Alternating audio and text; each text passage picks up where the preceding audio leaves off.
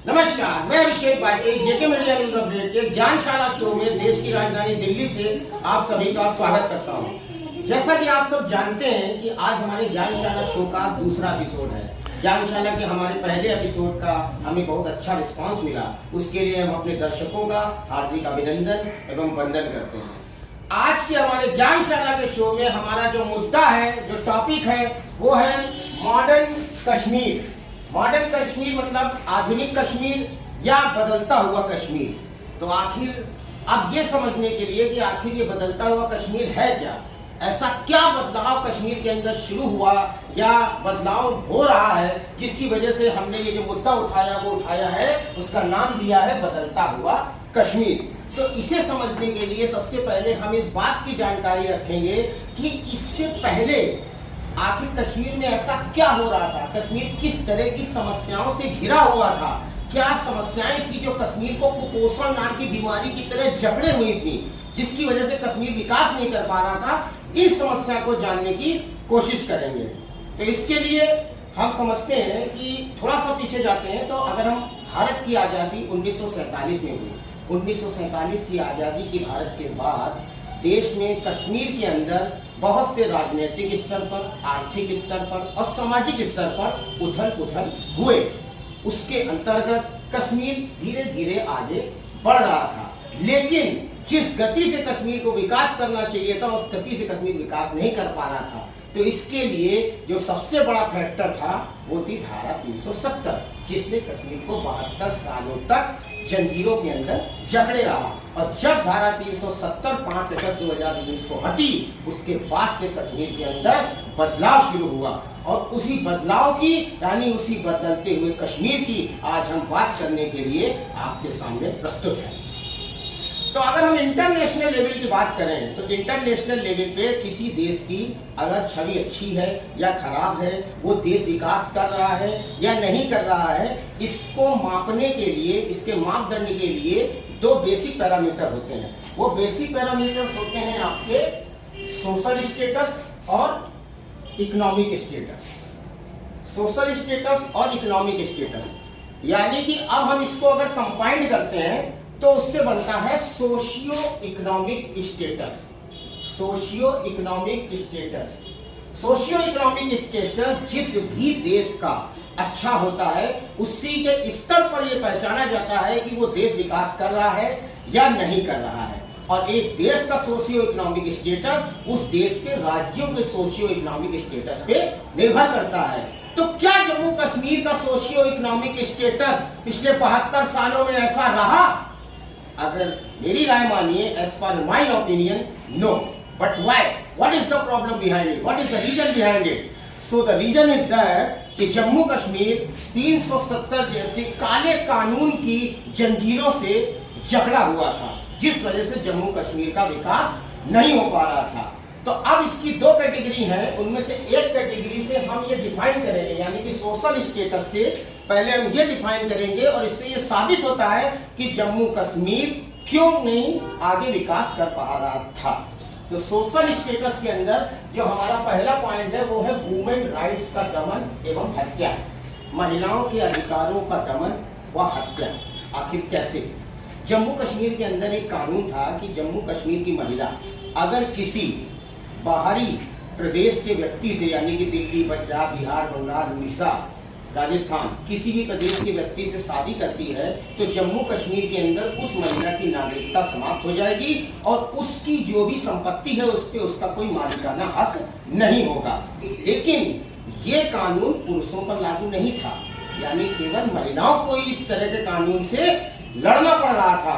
आप ये देखिए कि एक ऐसा काला कानून जिसने महिलाओं के साथ पिछले 72 सालों तक इतना बड़ा अत्याचार किया, उनके अधिकारों की हत्या की, उनके अधिकारों का दमन किया और खुलेआम पिछले 72 सालों से जम्मू कश्मीर के अंदर महिलाओं के साथ ये अत्याचार हो रहा था और किसी ने इसके खिलाफ आवाज तक नहीं उठाई। इस मामले में एक केस बहुत मशहूर हुआ, हजारों केस इससे रिलेटेड मामले में कोर्ट तक पहुंचे, लेकिन इसमें एक केस बहुत मशहूर हुआ। वो केस था Jammu Kashmir state versus Sushila Sahni. Jammu Kashmir state versus Sushila Sahni का केस ऐसा था, 7 अक्टूबर 2002 को हाई कोर्ट ने एक फैसला सुनाया, वो कि सुशीला साहनी के हक में था, जिसने फैसले में यह फैसला दिया गया कि सुशीला साहनी को अगर प्रदेश के बाहर जिस लड़के ने शादी की है तो उसका मालिकाना हक भी बना रहेगा उसकी संपत्ति पे, और उसकी नागरिकता भी खत्म नहीं होगी। लेकिन अब आप ये देखिए, वो काली सरकार जो सत्ता में उस समय राज कर रही थी, उसने हाई कोर्ट के फैसले को चुनौती देते हुए 2004 के अंदर जो daughters and permanent resident bill pass कर दिया, जिससे हाई कोर्ट के फैसले को रद्द करते हुए एक और काला कानून पास कर दिया और महिलाओं के अधिकारों को बिल्कुल सरासर कुचल दिया। इस तरह का जो अत्याचार महिलाओं के साथ पूरे जम्मू कश्मीर के अंदर हो रहा था, इसके लिए किसी भी व्यक्ति ने देश के अंदर आवाज नहीं उठाई, क्योंकि आज हम पूरे देश और दुनिया में महिला सशक्तिकरण की बात करते हैं, वुमेन एम्पावरमेंट की बात करते हैं, लेकिन 72 सालों से जम्मू कश्मीर की महिलाओं के साथ जो अत्याचार हो रहा था, उसके लिए आखिर देश में आवाज किसी ने क्यों नहीं उठाई? ये एक बहुत बड़ा प्रश्न है जो देश की जनता को समझना और सोचना पड़ेगा। इसके बाद अगर हम आते हैं कि जम्मू कश्मीर में महिलाओं की स्थिति, जम्मू कश्मीर के अंदर महिलाओं की स्थिति बहुत खराब है। जम्मू कश्मीर सबसे कम शिक्षित महिलाओं वाला प्रदेश है पूरे भारत के अंदर। हर 3 में से 1 महिला जम्मू कश्मीर की अनपढ़ है, जबकि जहां दूसरे प्रदेश है भारत के कोने कोने से देश की महिलाएं IAS, PCS, डॉक्टर, इंजीनियर बड़े बड़े पदों पे विराजमान है, लेकिन जम्मू कश्मीर की महिलाएं कहीं ना कहीं हर तरफ से पिछड़ रही हैं। ये काला कानून और ये काली धारा जिसने महिलाओं के साथ इतना अत्याचार किया है, इसकी देश के अंदर कोई जरूरत नहीं थी, जिसकी वजह से महिलाओं जम्मू और कश्मीर की महिलाएं पिछड़ रही थी। लेकिन जब धारा 370 5 अगस्त 2019 में हटी, उसके बाद से जम्मू कश्मीर की महिलाओं के साथ इंसाफ होना शुरू हुआ और उनको उनका अधिकार मिलना प्राप्त हुआ। और आखिर भारत सरकार ने 2019 के बाद कुछ ऐसी पॉलिसी बनाई जिसके अंतर्गत जम्मू कश्मीर की महिलाओं को उनका अधिकार मिलना शुरू हुआ, उनके साथ इंसाफ मिलना शुरू हुआ। आखिर वो ऐसी पॉलिसियां क्या थी, ऐसी कौन सी योजनाएं थी? तो उसमें योजनाएं थी आपकी youth innovator club, super certified scholarship scheme, skill education scheme, enterprise initiative scheme और यूथ मतलब डिस्ट्रिक्ट और पंचायत लेवल पे आपके उन्होंने यूथ क्लब बनाए। इस तरह से 20 जिलों के अंदर 4,522 यूथ क्लब बनाए गए, जिसकी वजह से 6,000 महिलाओं को वुमेन एंटरप्राइज मिला। ये अपने आप में एक बहुत बड़ी बात है कि 6,000 महिला उद्यमी जम्मू कश्मीर के अंदर पैदा हुई, जो आज इतने सालों से पिछड़ रही थी। 94 गोल्ड मेडलिस्ट सन 2021 में जम्मू कश्मीर की यूनिवर्सिटी के अंदर हुए। उन 94 गोल्ड मेडलिस्ट के अंदर 77% महिलाएं थी। जम्मू कश्मीर की पुलिस भर्ती में महिलाओं की एंट्री शुरू हुई और 15% रिजर्वेशन भी महिलाओं को मिला। 60,000 सेल्फ हेल्प ग्रुप बनाए गए, जिसके अंदर 2,06,541 महिलाओं को उसका लाभ मिला।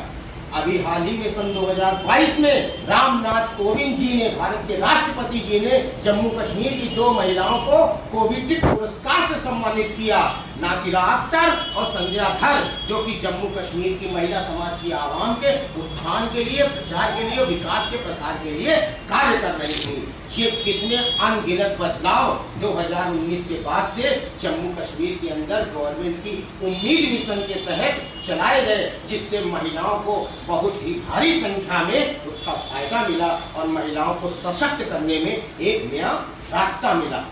अब हम बात करते हैं आपके दूसरे जो नियम है, उसका है आपका प्रवासी मजदूर, नौकरशाह, कर्मचारी, छात्र के अधिकार व उसका हनन।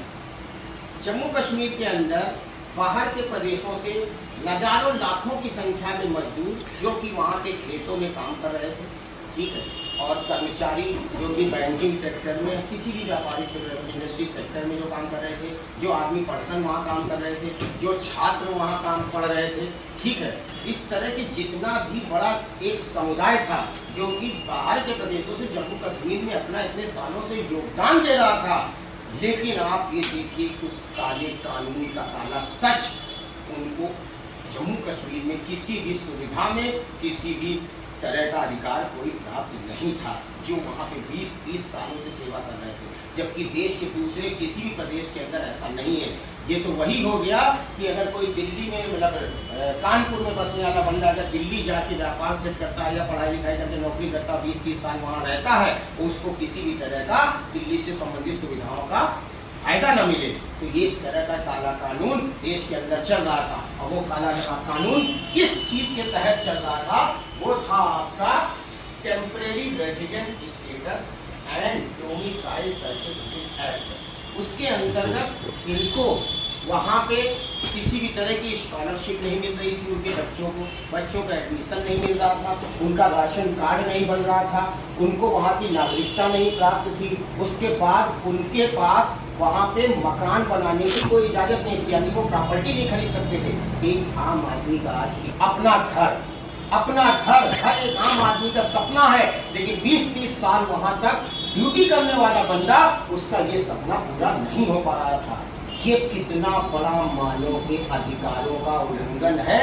मानव अधिकारों की हत्या हो रही थी पिछले 72 सालों से जम्मू कश्मीर के अंदर, लेकिन किसी भी अंतर्राष्ट्रीय ह्यूमन राइट्स कमेटी ने और देश के अंदर किसी भी व्यक्ति ने इस प्रकार के मानव के अधिकारों की हत्या जो हो रही थी, मानव के अधिकारों को 72 सालों से कुचला जा रहा था, उसके खिलाफ आवाज तक नहीं उठाई। ये कितना बड़ा देश में मानव अधिकारों के लिए इतना बड़ा धोखा एक बड़े वर्ग के साथ हो रहा था। आखिर इस बड़े वर्ग की आप डेटा अगर जानेंगे तो 2011 के सेंसस के हिसाब से जम्मू कश्मीर के अंदर 1 करोड़ 25 लाख आबादी थी, जिसमें कि लद्दाख की आबादी अगर खत्म कर दो तो 2,90,000 लद्दाख की थी, यानी जम्मू कश्मीर की केवल आबादी 1 करोड़ 23 लाख थी। 1 करोड़ 23 लाख की आबादी में अगर इस पूरे समुदाय की हम बात करें जिसको वहां पे अधिकार नहीं मिल रहे थे, उनकी टोटल आबादी 28,09,000 है। 28,09,000 की आबादी, जो कि जम्मू कश्मीर की इकोनॉमी में बहुत बड़ा योगदान दे रही थी, एक जमाने से योगदान दे रही थी, लेकिन वहाँ के सरकारी सुविधाओं से, वहाँ पे मिलने वाले अधिकारों से, सरकार द्वारा दिए जाने वाले लाभ से पूरी तरह से वंचित हो रही थी। लेकिन जब 2019 में धारा 370 हटी तो इस एक 28 लाख के वर्ग को बहुत बड़ा इंसाफ मिला और प्रधानमंत्री मोदी जी के गवर्नेंस में एक नया बिल पास किया गया।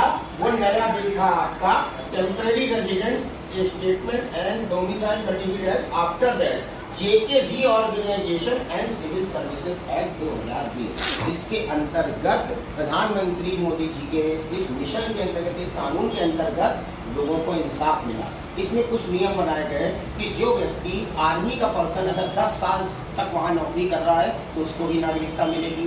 कोई बच्चा अगर छात्र वहाँ पे पढ़ रहा है, 7 साल से ज़्यादा पढ़ चुका है तो उसको वहाँ की नागरिकता मिलेगी। 15 साल से कोई व्यक्ति वहाँ पे सर्विस कर रहा है तो उसको वहाँ की नागरिकता मिलेगी।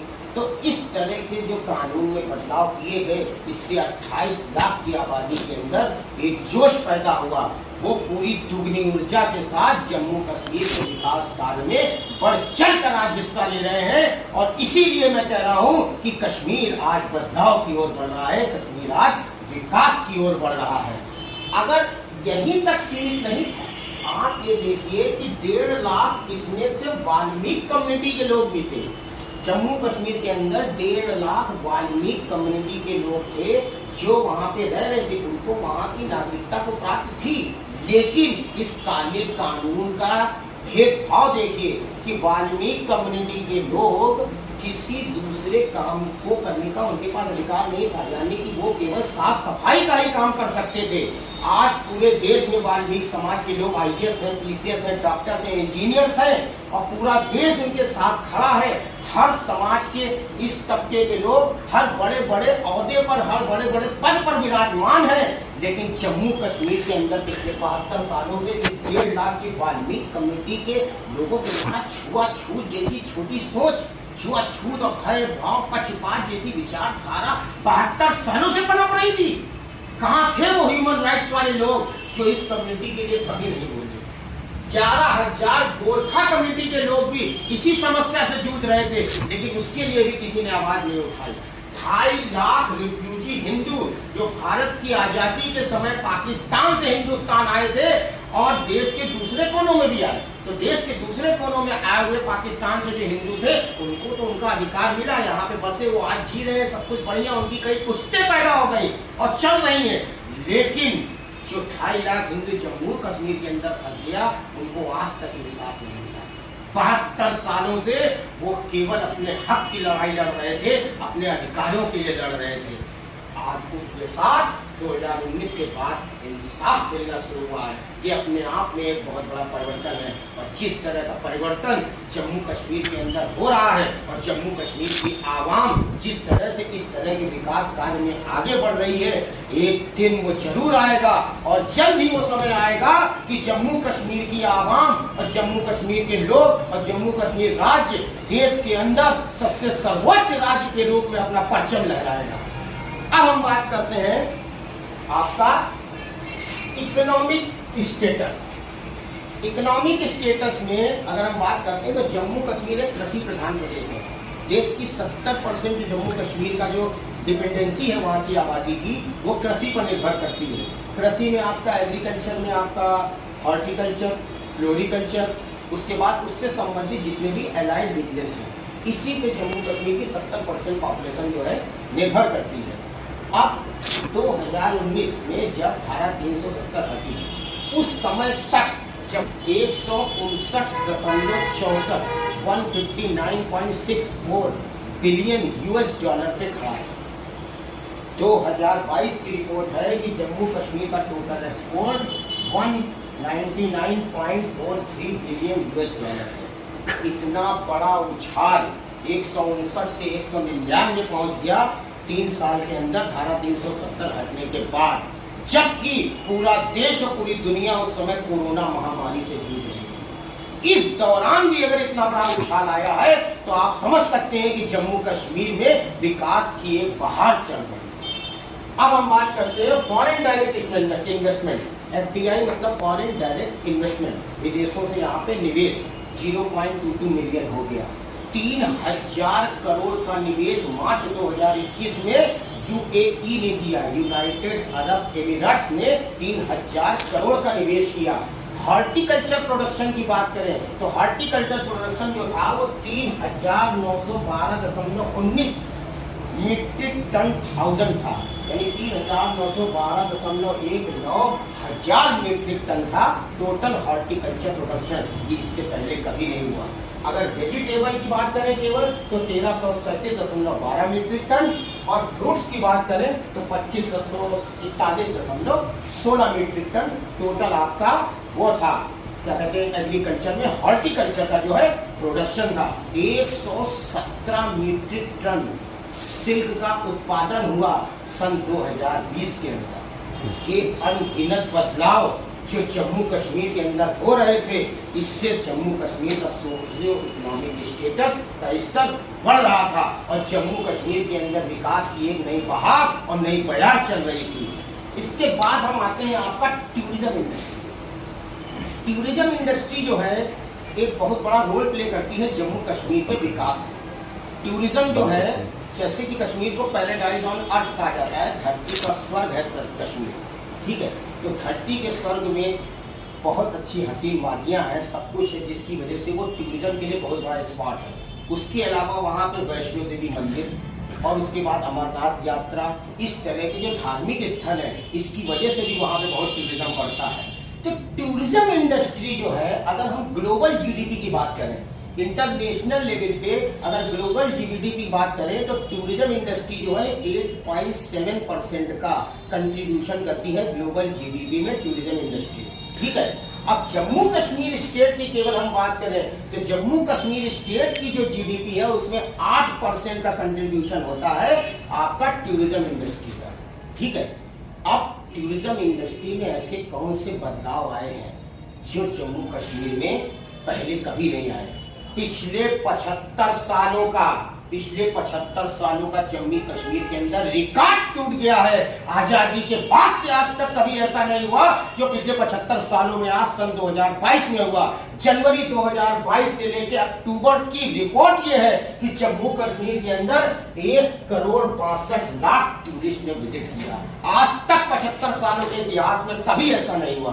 1,62,00,000 टूरिस्ट जम्मू कश्मीर के अंदर विजिट करने आए। ये अपने आप में एक बहुत बड़ा नंबर है, अपने आप में एक इतिहास है जो कि जम्मू कश्मीर के अंदर टूरिज्म इंडस्ट्री के अंदर बदलाव आया है। तो जम्मू कश्मीर के अंदर टूरिज्म इंडस्ट्री में इस तरह का बदलाव आया क्यों? ऐसा क्या हुआ? तो 2019 के बाद सरकार ने कुछ ऐसी पॉलिसियां बनाई जिसके वजह से जम्मू कश्मीर के अंदर इस तरह का बदलाव आया। वो ऐसी पॉलिसियां क्या थी, ऐसी कौन से नियम बनाए जो जम्मू कश्मीर के अंदर इतना बड़ा बदलाव लिया है? आइए समझते हैं। 456 MOU साइन किए गए। 456 MOU की कीमत 23,142 करोड़ थी। मेमोरेंडम ऑफ अंडरस्टैंडिंग 23,152 करोड़ की कीमत के मेमोरेंडम ऑफ अंडरस्टैंडिंग साइन किए गए जो कश्मीर के विकास में बहुत ज्यादा सहायक थे। 543 नए प्रोजेक्ट सैंक्शन किए गए जिसकी टोटल कीमत 2237 करोड़ रुपए थी जो कि जम्मू कश्मीर के विकास में बहुत ज्यादा कार्यरत थी। 2 IT कंपनियां स्टार्ट की गई। 2 IT कंपनियां मतलब पार्क बनाए गए। एक पार्क जम्मू के अंदर जम्मू सिटी में और एक पार्क जो है श्रीनगर के अंदर प्रस्ताव किया गया, पास किया गया। ये इतना बड़ा बदलाव जम्मू कश्मीर के अंदर 100% घरों में 24/7 बिजली की सप्लाई शुरू हो चुकी है। 100% घरों में आज बिजली की सप्लाई शुरू हो चुकी है। जम्मू कश्मीर के रूरल एरियाज में 43% घरों तक वाटर कनेक्शन पहुंच चुका है, जबकि अगर वाटर कनेक्शन का अगर नेशनल लेवल पे एवरेज देखें तो केवल 21% है। आप देखिए 21% वाटर कनेक्शन का नेशनल लेवल पे एवरेज है, लेकिन जम्मू कश्मीर के अंदर 43% तक हुआ। यानी कि दुगनी स्पीड से सरकार वहां पे वाटर कनेक्शन के लिए काम कर रही थी। जम्मू कश्मीर में नाइट फ्लाइट सर्विस स्टार्ट की गई। पूरे जम्मू कश्मीर में नाइट फ्लाइट सर्विस नहीं थी, वो स्टार्ट की गई। जम्मू कश्मीर से डायरेक्ट यानी श्रीनगर से डायरेक्ट इंटरनेशनल फ्लाइट स्टार्ट की गई श्रीनगर से शाहजहां के लिए।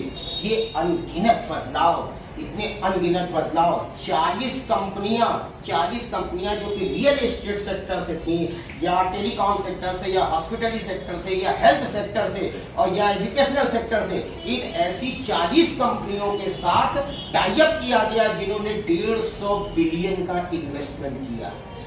ये इतना बड़ा जो इंफ्रास्ट्रक्चर डेवलपमेंट और कल्चरल डेवलपमेंट जो जम्मू कश्मीर के अंदर बड़े बड़े इन्वेस्टर दुनिया से आ रहे थे, इसी की वजह का ये बदलाव है जो जम्मू कश्मीर के अंदर टूरिज्म इंडस्ट्री में 1,65,00,000 का फिगर क्रॉस कर गई, जो कि पिछले 75 सालों के अंदर आज तक कभी नहीं हुआ। अब इस आधार पर हम ये कह सकते हैं कि जम्मू कश्मीर का सोशल स्टेटस और इकोनॉमिक स्टेटस, इसको कंबाइन करके सोशियो इकोनॉमिक स्टेटस किस तरह से विकास की बयार के साथ साथ जम्मू कश्मीर का सोशियो इकोनॉमिक स्टेटस का स्तर सुधर रहा है और बहुत तेजी से बढ़ रहा है। और जम्मू कश्मीर की आवाम पूरे जोर शोर से, पूरी मेहनत के साथ, पूरे हौसले के साथ इस विकास कार्य में बहुत तेजी से अग्रसर है। और वो दिन दूर नहीं जब जम्मू कश्मीर इस देश का सबसे सर्वश्रेष्ठ और सबसे मजबूत राज्य बनने को तैयार है। उसके लिए वो आगे बढ़ रहा है। आज जम्मू कश्मीर की आवाम पूरे जोर शोर के साथ, पूरी हिम्मत के साथ जम्मू कश्मीर को देश का सबसे सर्वोच्च राज्य बनाने के लिए पूरी तरह से अग्रसर है। और इस तरह की आजादी आज से पहले कभी नहीं हुई। अब ये जो सब हुआ, इन सब के पीछे एक बहुत बड़ा ऐसा रीजन था जिसकी वजह से जम्मू कश्मीर का विकास नहीं हो पा रहा। ये एक गंभीर मुद्दा था जो जम्मू कश्मीर के विकास को नासूर बना हुआ था, बिल्कुल जकड़े हुए था। कुपोषण से भी ज्यादा खतरनाक कैंसर टाइप की बीमारी थी ये जम्मू कश्मीर के विकास के लिए, वो थी आपकी टेररिज्म, आतंकवाद। आतंकवाद ने जम्मू कश्मीर को बिल्कुल जकड़ के रखा था। अगर हम नेशनल इंटरनेशनल लेवल की बात करें तो जम्मू कश्मीर धरती का स्वर्ग है। स्विट्जरलैंड और जम्मू कश्मीर में कोई फर्क नहीं है। लेकिन लोग स्विट्जरलैंड, भारत से ही लोग स्विट्जरलैंड जा रहे हैं, लेकिन जम्मू कश्मीर नहीं जा रहे हैं। क्यों? क्योंकि जम्मू कश्मीर के अंदर असुरक्षा थी और इसी आतंकवाद की वजह से वहां की शिक्षा व्यवस्था ध्वस्त पड़ी थी, वहां के लोग व्यापार ध्वस्त पड़ा था, सब कुछ इस आतंकवाद की वजह से ध्वस्त पड़ा था। ये एक बहुत बड़ा फैक्टर था जो जम्मू कश्मीर के विकास को रोक रहा था। लेकिन जब धारा 370 हटी, उसके बाद से इस आतंकवाद के पतन की शुरुआत हुई। आतंकवाद के पतन की शुरुआत हुई। जैसे मोहम्मद और लश्कर-ए-तोयबा जैसे खूंखार आतंकवादी संगठन जो वहां से जम्मू कश्मीर के अंदर घुसपैठ करके अत्याचार करते थे और ये सारी क्रिमिनल एक्टिविटीज को जनरेट करते थे, वो सब बिल्कुल खत्म हो गई। अभी हमारे पास एग्जैक्ट फिगर जो है 2022 की है, ये कुछ आंकड़े हैं जिससे हम समझेंगे कि कैसे जम्मू कश्मीर के अंदर आतंकवाद और आतंकवाद से संबंधित घटनाएं कम होना शुरू हुई और जम्मू कश्मीर के अंदर विकास की एक बयार शुरू हो गई। देखिए, अगर हम लॉ एंड ऑर्डर से रिलेटेड इंसिडेंट की बात करें, यानी कि पत्थर फेंकना, धरना देना और छोटी छोटी क्रिमिनल एक्टिविटीज करना, सड़कों पर बंद करा देना, रोड का चक्का जाम कर देना, इस तरह की घटनाएं सन 2016 से 19 के बीच में 4894 हुई। 4894 थी लॉ एंड ऑर्डर से रिलेटेड घटनाएं। लेकिन 2019 से 22 के बीच में, यानी 370 हटने के बाद से अब तक ये केवल 804 हो गई। कितनी तेजी से कितना बड़ा बदलाव आया है। आज जम्मू कश्मीर के युवा पत्थर फेंकने की बजाय स्कूलों में जा रहे हैं, अपनी नौकरी पे ध्यान दे रहे हैं, जम्मू कश्मीर के विकास में ध्यान दे रहे हैं। ये एक बहुत बड़ा ड्रास्टिक चेंज है। जम्मू कश्मीर के इतिहास में आज तक ऐसा नहीं हुआ। 600% की गिरावट एक बहुत बड़ी गिरावट है। मिलिटेंसी अटैक, यानी मिलिटेंसी अटैक 919 थे 2016 से 19 तक की रिपोर्ट के हिसाब से, और वो 2019 से 22 तक में 727 हो गए। 180 का 200 के आसपास का इसके अंदर गिरावट आई, यानी -21%, यानी कि तेजी से गिरावट हो रही है। उसके बाद जो पुलिस ऑफिसर किल्ड किए गए, इस प्रोटेस्ट में पुलिस ऑफिसर भी मारे जाते थे, तो 2016 से 19 की रिपोर्ट है कि 93 पुलिस ऑफिसर मारे गए थे, और 2019 से 22 की रिपोर्ट है कि केवल 46 पुलिस ऑफिसर मारे गए, यानी कि जस्ट हाफ हो गया, -51% का डिक्लाइन हो गया, 51% डिक्लाइन। ये जो फिगर है, इससे ये दिखा जाता है, ये प्रदर्शित होता है कि जम्मू कश्मीर के अंदर लॉ एंड ऑर्डर और टेररिज्म कितनी तेजी से पतन की ओर आगे बढ़ रहा है। और टेररिज्म का पतन जम्मू कश्मीर के विकास के लिए एक मील का पत्थर साबित हो रहा है। और इसका एक और परिणाम आया, इस पर्टिकुलर टेररिज्म की वजह से, जब टेररिज्म जो जम्मू कश्मीर के अंदर इस रेशियो में खत्म हो रहा था, इससे एक नई इंडस्ट्री का जम्मू कश्मीर के अंदर उदय हुआ। इंटरटेनमेंट इंडस्ट्री के सूर्य का नया उदय हुआ। 32 साल बाद जम्मू कश्मीर के अंदर के सिनेमा हॉल खोले गए।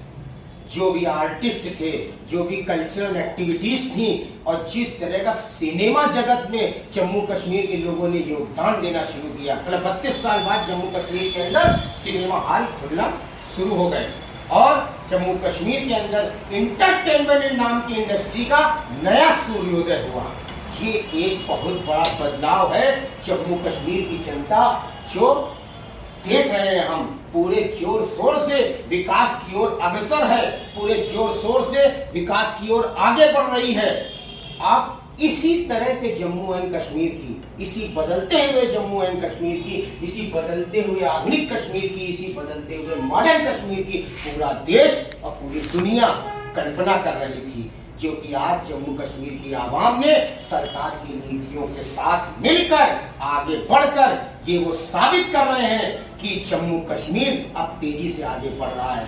आज मेरी जम्मू कश्मीर के लोगों से हाथ जोड़ करके ये विनती है कि जो जज्बा और जो साहस उन्होंने अपने अंदर पाल के रखा है, जो विकास की आग उन्होंने अपने अंदर जला के रखी है, इस आग को जला के रखना है और जम्मू कश्मीर को हिंदुस्तान का सबसे सर्वश्रेष्ठ राज्य बनाना है और जम्मू कश्मीर का परचम पूरे भारत के अंदर लहराना है। जय हिंद, जय भारत।